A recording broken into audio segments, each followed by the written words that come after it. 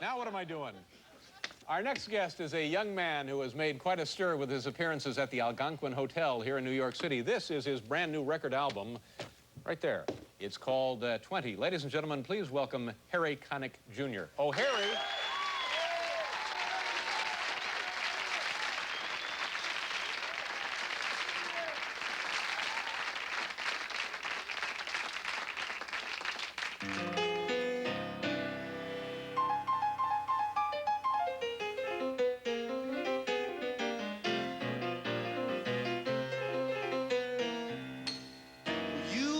Give a blind pig an acorn,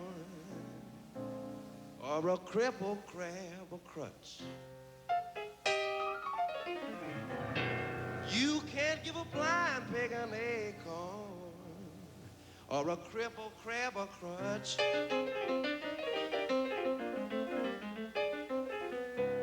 Well, you think your baby's loving you, she ain't loving you all that much.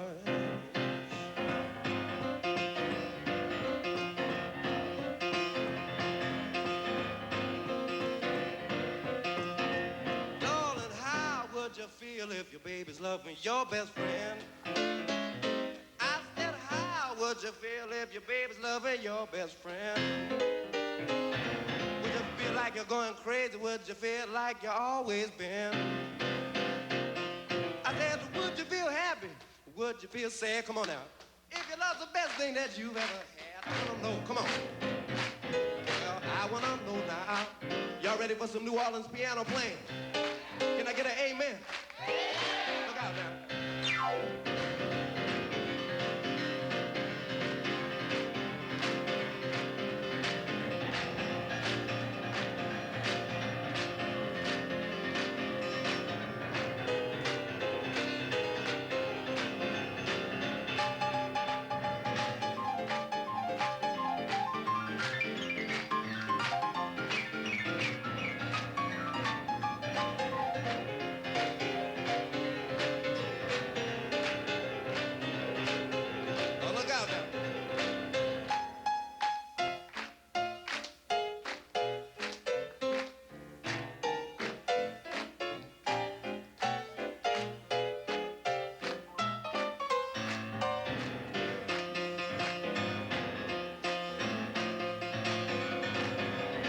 Shake, rattle, and roll. We're gonna shake, rattle, and roll. Come on now, y'all clap here.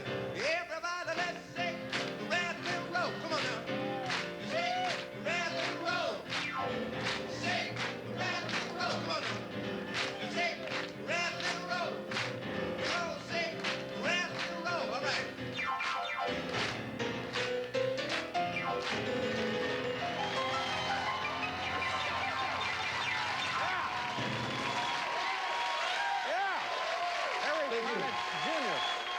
Harry, thanks for being here. I guess we'll go over here now. We'll do a commercial. We'll be right back with Harry Connick.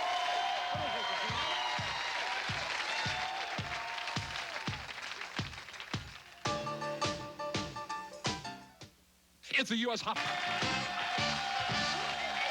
Yeah. Hi. Harry Connick Jr.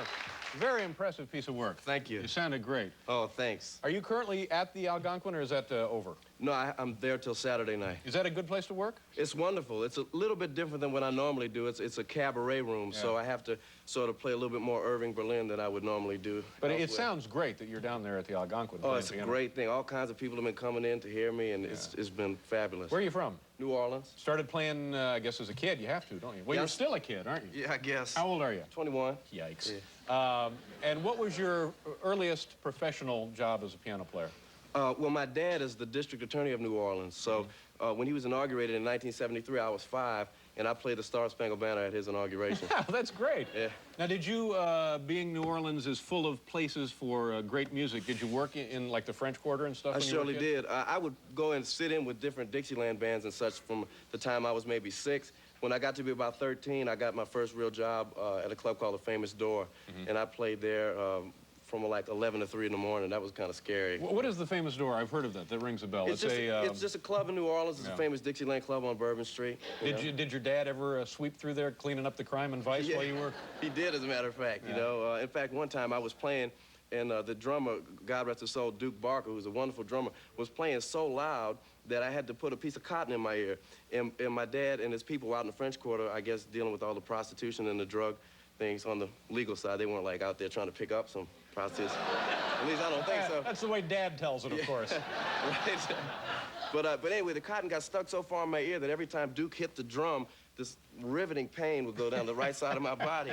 And my dad came in from off the street with some tweezers and pulled it out of my ear in the club. So. And you're how old then? I was about 13. Yeah, that's great, great. Yeah, the music is terrific. Oh, and thank you. This is a wonderful picture of you here on the album. Thank you very much. Harry Connick Jr., ladies and gentlemen. Thanks for being here, Harry. Nice to meet you.